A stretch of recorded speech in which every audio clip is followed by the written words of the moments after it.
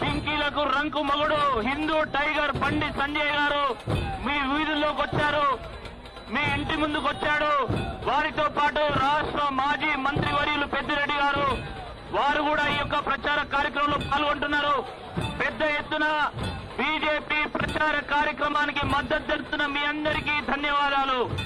హైదరాబాద్ అభివృద్ధి చెందాలంటే, హైదరాబాద్ సురక్షితంగా ఉండాలంటే కేవలం అది భారతీయ జనతా పార్టీతో మాత్రమే సాధ్యమనేటువంటి విషయాన్ని గుర్తించాల్సిందిగా కోరుతున్నాం.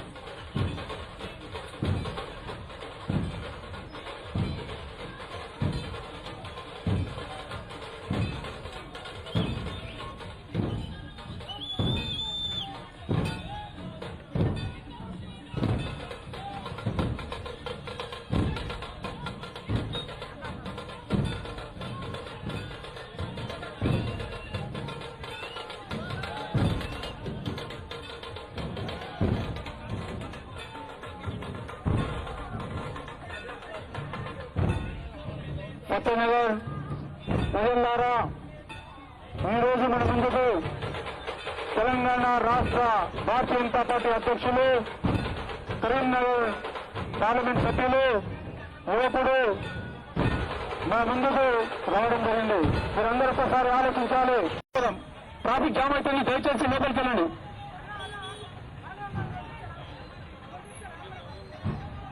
ఎందుకు నడవండి, ఆనంద్ మిమ్మల్ని ముగించదు.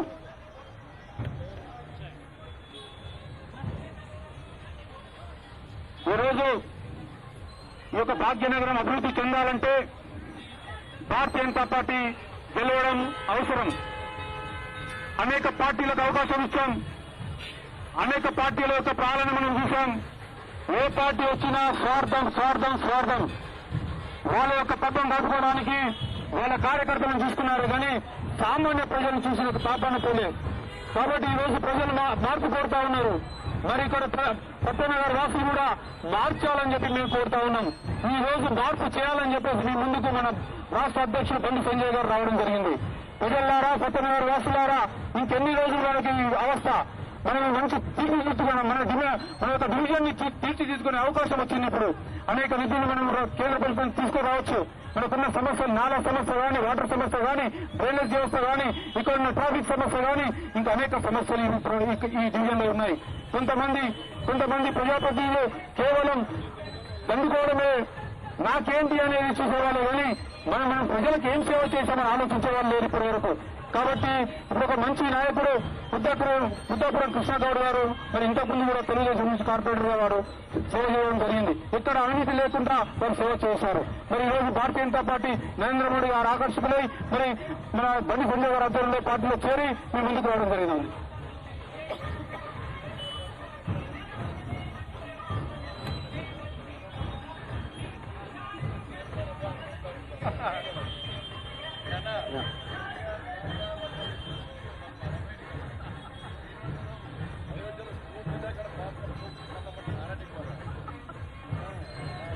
సత్యనగర్ వాసులారా, రాజు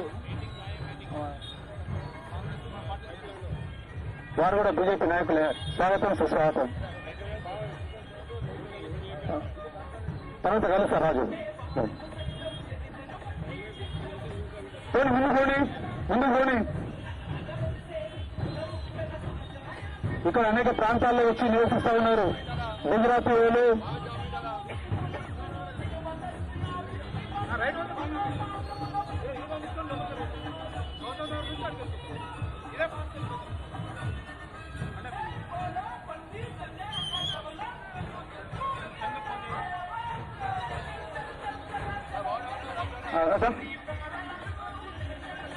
ఇక్కడ గుజరాతీ వాళ్ళు, రాజస్థాన్ వాళ్ళు, महाराष्ट्र वाले अनेक मंदी उन्नारू.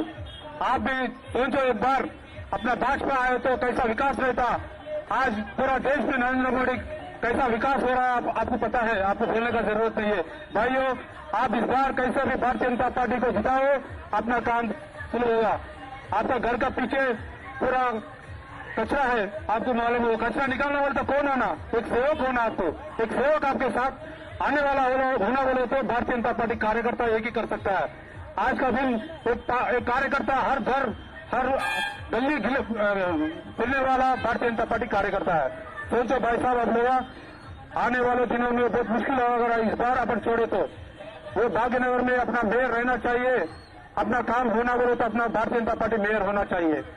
మీ అందరికీ ఒకటే మనవి, అనేక మంది ఈ ప్రాంతంలో అనేక రాష్ట్రాల నుంచి అనేక జిల్లాల నుంచి వచ్చి ఉన్నారు. మీరందరూ కూడా ఆలోచించండి, ఎక్కడ చూసినా బీజేపీ బీజేపీ బీజేపీ. ఈ రోజు బండి సంజయ్ గారి నాయకత్వంలో మన తెలంగాణ రాష్ట్రం అంతా బీజేపీ వైపు చూస్తూ ఉన్నది. మరి మనం ఇక్కడ ఈ భాగ్యనగరంలో మనం మేయర్ గా గెలిపించుకున్నట్టయితే తప్పకుండా తెలంగాణలో కూడా సునాయాసంగా మనం గెలవచ్చు. సోదరులు ఉన్నారా, మీరు ఒక్కసారి ఆలోచించండి. ఈ అవకాశం నుంచి మళ్ళీ రాదు. అవకాశాన్ని సద్వినియోగం చేసుకుని కమలంతో గుర్తుపై ఓటు వేసి భారతీయ జనతా పార్టీని అత్యధిక మెజార్టీతో గెలిపించాలని మీ అందరినీ సవినయంగా కోరుతా ఉన్నాను.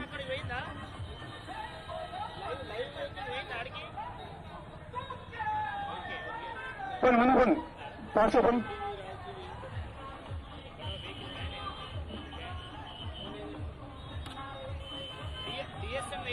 భారతీయ జనతా పార్టీ రాష్ట్ర అధ్యక్షుడు శ్రీ బండి సంజయ్ గారు సత్యనగర్ డివిజన్ లో సత్యనగర్ గ్రామానికి రావడం జరిగింది. ఈ సత్యనగర్ గ్రామం అనేక సంవత్సరాలుగా అభివృద్ధికి నోచుకోలేదు. ఎక్కడ విమర్శినా కానీ చెత్త చెదారం, పొల్యూషన్, ఇక్కడున్న పొల్యూషన్ తట్టుకోలేక వాటర్ పొల్యూషన్, అనేక మంది రోగాల బారిన పడతా ఉన్నారు. మేము భారతీయ జనతా పార్టీ స్వయం మరి హెల్త్ క్యాంపులు కూడా పెట్టడం జరిగింది. చిన్న పిల్లలకు కంటి చూపు మందగించింది. అనేక మందికి ఉచితంగా కన్నద్దాలు పంపిణీ చేయడం జరిగింది. మీ అందరికీ తెలుసు. మరి భారతీయ జనతా పార్టీ వచ్చినట్టయితే కాలుష్యం లేని సత్యనగర్ డివిజన్ చేయొచ్చు, మరి శుభ్రంగా పరిశుభ్రంగా ఉంచుకోవచ్చు. ఈ యొక్క కబ్జా కోర్లను తరిమి కొట్టవచ్చు. మన యొక్క డివిజన్ ని మరి ఎక్కడ చూసినా స్ట్రీట్ లైట్స్ పెట్టుకోవచ్చు. నిరంతరం మీ మధ్యలో ఉండే సేవకునిగా బుద్ధ కృష్ణ గౌడ్ గారిని ఆశీర్వదించి గెలిపించాల్సిందిగా మనం చేస్తా ఉన్నాను.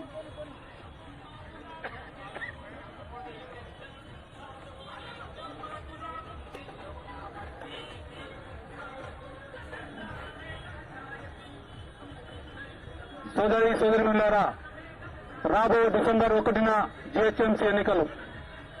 దయచేసి ఆ రోజు ఎక్కడ పోకుండా అందరూ వచ్చి పోలింగ్ స్టేషన్ లో కమలంతో గుర్తుపై ఓటు వేయాల్సిందిగా కోరుతా ఉన్నాను.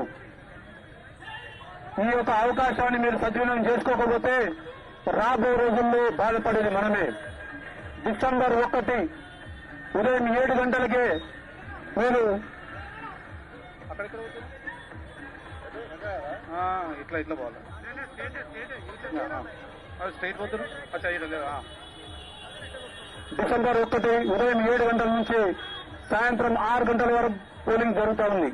కానీ మీరు ఉదయాన్నే వెళ్లి పోలింగ్ స్టేషన్ వెళ్లి మొట్టమొదటిగా కమలంతో గుర్తుకు ఓటేసి మద్దతు తెలిపాల్సిందిగా పేరున అందరినీ కోరుకుంటా ఉన్నాను.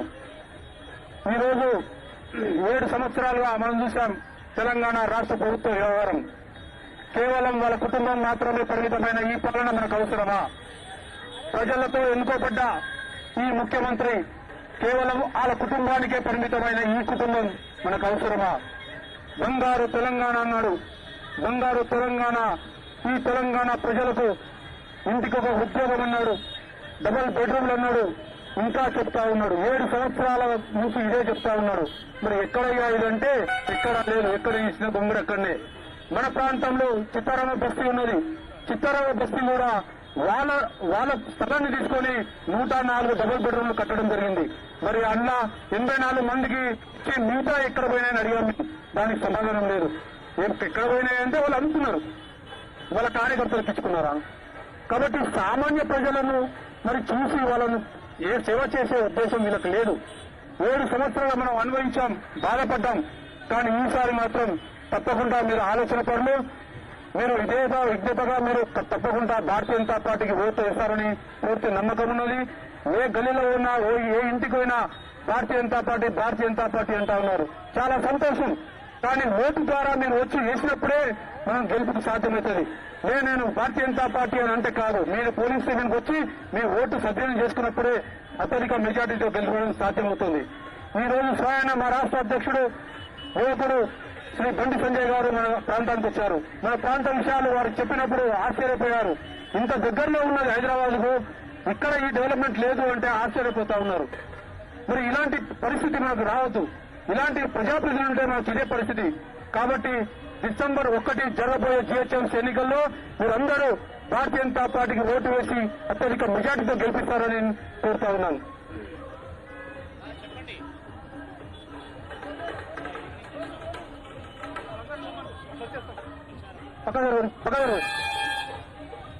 పక్కగారితో పోయి చేస్తున్నారు. వీళ్ళట్టు బాబు మీరు అటు పోయి వదిలేరు. బాబు ట్రాఫిక్ క్లియర్ చేయమది. మీరు అటు వెళ్ళిపోరు, పంపించేసి పంపి వెహికల్ పోనీ, న్యూటన్ తీసుకుని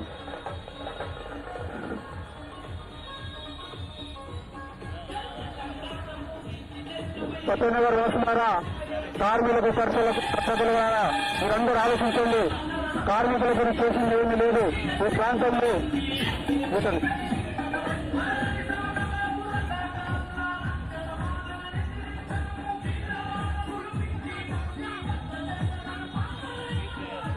పైన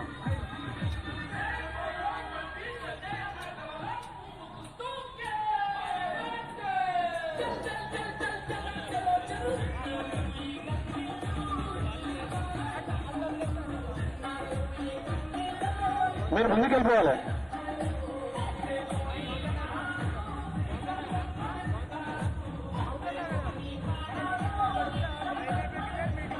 సరే పక్కరు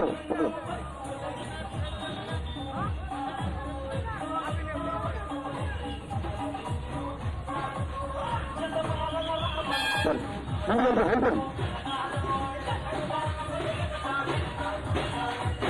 సత్యనగర్ వస్తున్నారా?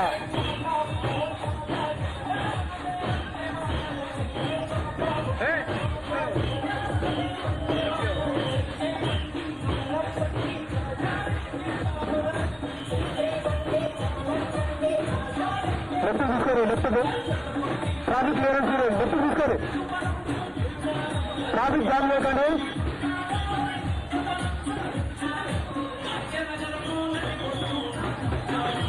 ట్రాఫిక్ జామ్ లేకండి. లెఫ్ట్ తీసుకొని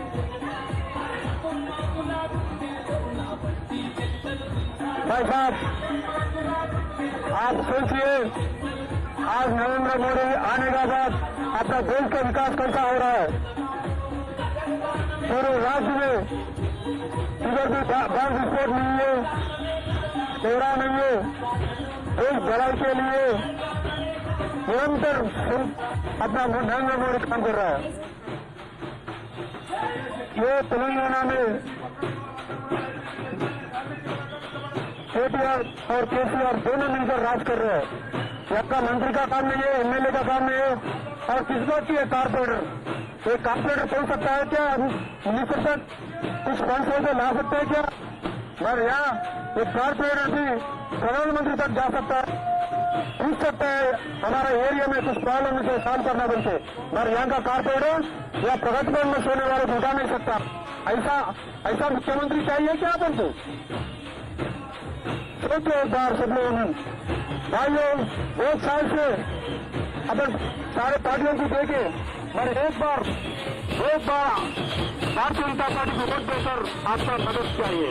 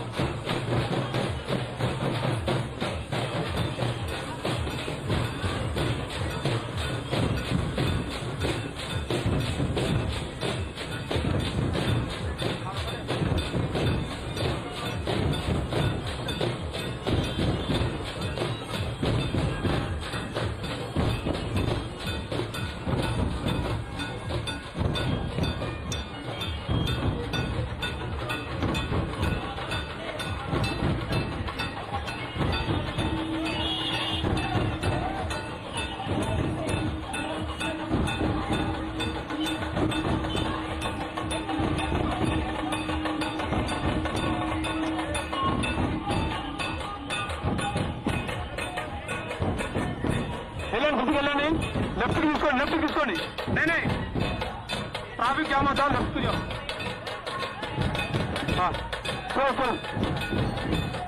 గోపి ఇట్లా లాంగ్ టైం తీసుకుంటుంది పని పని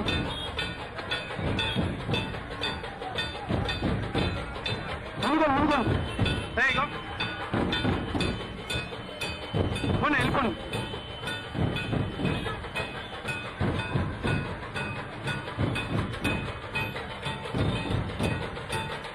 ముందుకెళ్ళాను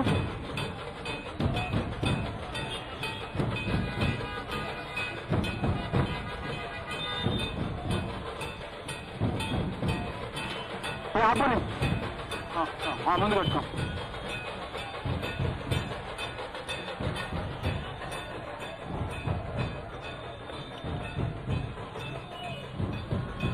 ముందుకోండి వెళ్ళండి బాబు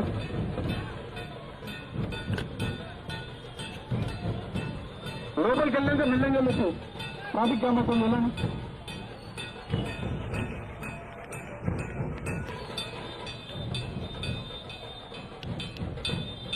ఈరోజు పట్టణంలో బిలియన్ మన పెద్దలు గౌరవనీయులు రాష్ట్ర భారతీయ జనతా పార్టీ అధ్యక్షులు కరీంనగర్ పార్లమెంట్ మెంబర్ మన యొక్క ప్రాంతానికి రావడం జరిగింది. మరి జిహెచ్ఎంసీ ఎన్నికల సందర్భంగా మన ముత్తాపురం కృష్ణగౌడ్ గారిని గెలిపించాలని ఆశీర్వదించడానికి మన మధ్యలోకి రావడం జరిగింది. ముందుకండి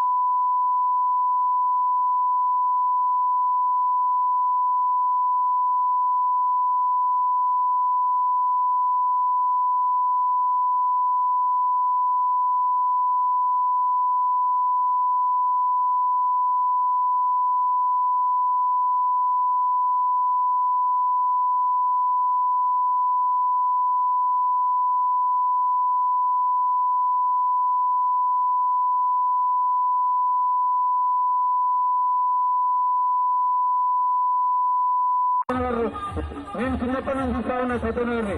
అప్పుడు ఎట్లా ఉందో ఇప్పుడు కూడా అట్లే ఉన్నది. ఎటువంటి అభివృద్ధి లేనిది ఈ ఒక్క డివిజన్ మాత్రమే. ఈ డివిజన్ లో ఉన్న ప్రజాప్రతినిధులు ఏం చేస్తా ఉన్నారని నేను అడుగుతా ఉన్నాను.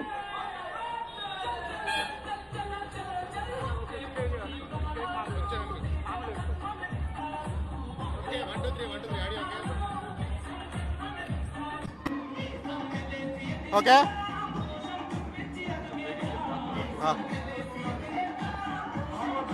ఓకే రోడ్ షోకు విశేష స్పందన వస్తుంది.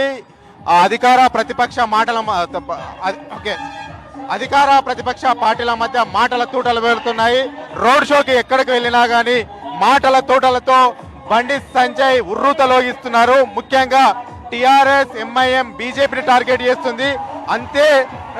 అంతే ధీటుగా బండి సంజయ్ కూడా తిప్పి కొడుతున్నారు. ఈ యొక్క నేపథ్యంలో బండి సంజయ్ మనతో ఉన్నారు. వారిని అడిగి మరింత సమాచారం తెలుసుకుందాం. సార్ చెప్పండి సార్, కేటీఆర్ అంటుండు పచ్చటి హైదరాబాద్ లో నిప్పు పెట్టాలని చూస్తుంది బీజేపీ అని అంటున్నారు.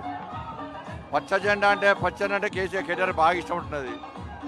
వాళ్ళ హైదరాబాద్లో విధ్వంసం చేసే ప్రయత్నం చేస్తున్న పార్టీ ఎవరు, మతతత్వ పార్టీ ఏదో, ఏ వర్గానికి ఎవరు కొమ్ము కాస్తారో, ఒక వర్గం ఓట్ల ద్వారా ఎవరు తాపత్రయపడతారో ఆ ఓట్ల కోసము, ఆ వర్గం ఓట్ల ద్వారా మాత్రమే రాజ్యాధికారాన్ని చెలాయించే ప్రయత్నం ఎవరు చేస్తారో, కేవలం ఒక వర్గం ద్వారా వాళ్ళ ఎటువంటి చేసిన గెలవాలని చూసే పార్టీ ఏదో ప్రజలు గుర్తిస్తున్నారు, గమనిస్తున్నారు, ఆలోచిస్తున్నారు. కాబట్టి ఇలా వాళ్ళు మద్దతు తెలుపుకుంటే అలయన్స్ ఎంఐఎం పార్టీ గురించి ఫస్ట్ వాళ్ళు ఆలోచించుకోవాలి. దాని గురించి ఆలోచిస్తే చాలా బాగుంటుంది. ఇలా 12% గురించి మాట్లాడితే తప్పు కాదు. ఇలా 80% హిందువులు మాత్రం భారతీయ జనతా చేస్తే తప్ప. దాని గురించి ఆత్మవిమర్శ చేసుకోవడం కోరుతాను. అయితే పాత పరిస్థితిలో పాకిస్తాన్లో ఎక్కడున్నారు, 1000 మంది పాకిస్తాన్లను చూపిస్తారా అని అసదుద్దీన్ ఓవైసీ, అక్బరుద్దీన్ ఓవైసీ మీకు సవాల్ చేస్తున్నారు.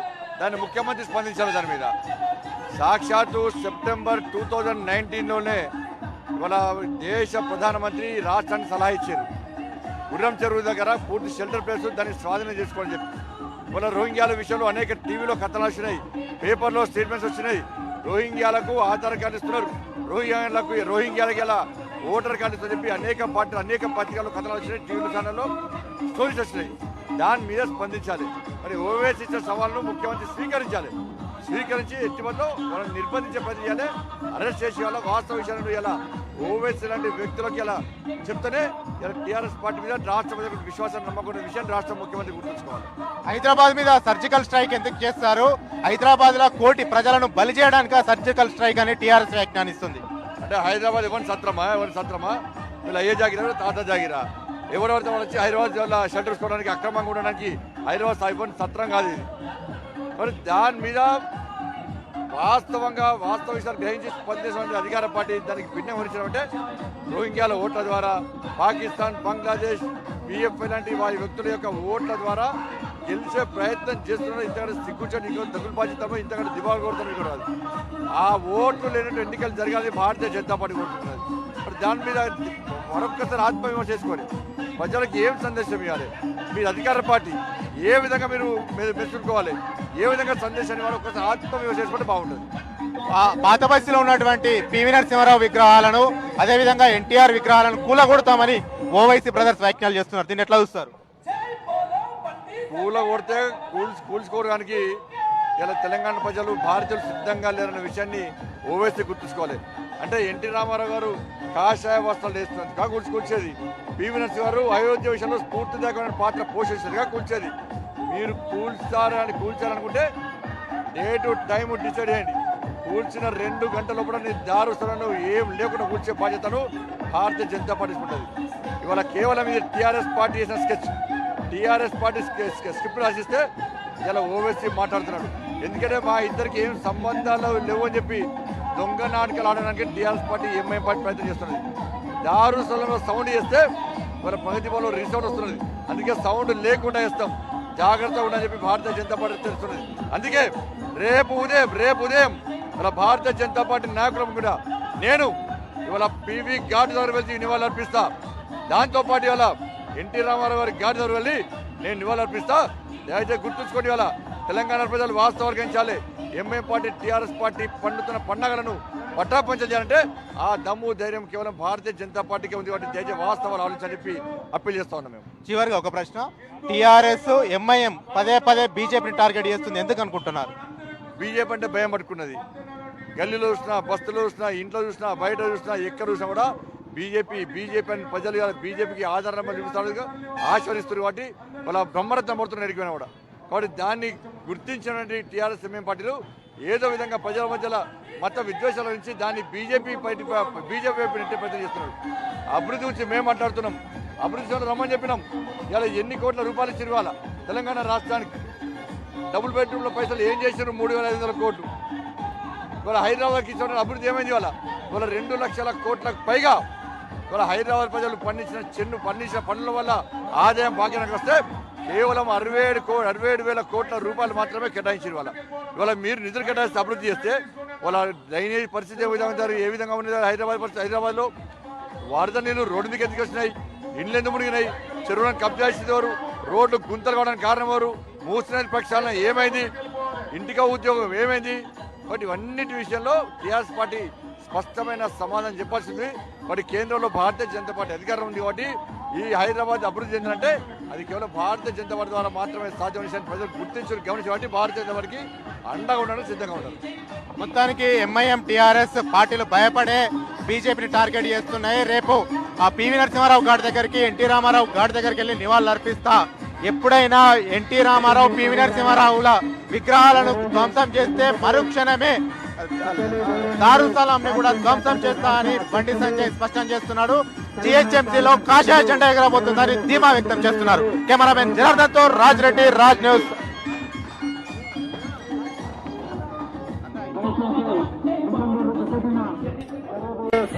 ఎన్నికల్లో భారతీయ జనతా పార్టీకి ఓటు వేసి అత్యధిక మెజార్టీతో గెలిపించాల్సిందిగా కోరుతా ఉన్నాను.